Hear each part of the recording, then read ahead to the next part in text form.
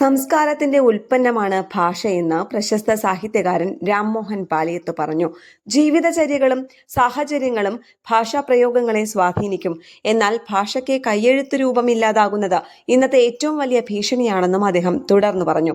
Thrissur literary ഫോറത്തിന്റെ ആഭിമുഖ്യത്തിൽ ചേറൂർ സാഹിതിയിൽ സംഘടിപ്പിച്ച എന്റെ മലയാളം ഗവേഷണ പ്രഭാഷണ പരിപാടിയുടെ 3-ാം അധ്യായം ഉദ്ഘാടനം ചെയ്ത് സംസാരിക്കുകയായിരുന്നു രാംമോഹൻ പാലിയത്ത്. ഭാഷയുടെ പ്രയോഗം, പരിണാമം, സാഹിത്യം, വ്യാപനം എന്നിങ്ങനെ വിവിധ മേഖലകളെ ആധികാരികമായ വിലയിരുത്തുന്ന ഭാഷാ ഗവേഷണ പദ്ധതി സാംസ്കാരിക രംഗത്ത് അവതരിപ്പിക്കപ്പെടുന്നത് ആദ്യമായിട്ടാണ്. ഡോക്ടർ സെബാസ്റ്റ്യൻ ജോസഫ് അധ്യക്ഷത വഹിച്ച പരിപാടിയിൽ എഴുത്തുകാരായ K Raghunathan, K Unnikrishnan, Anchath Balakrishnan, doctor Saraswathi Balakrishnan എന്നിവരും പ്രഭാഷണങ്ങൾ നിർവഹിച്ചു. Doctor S K Vasanthan, M D Rajendran, Mohandas Parappurath, M D Ratnamma, Sreedevi Ambalapuram എന്നിവരും സന്നിഹിതരായിരുന്നു. ന്യൂസ് ഡെസ്ക് കേരള പ്രണാമം.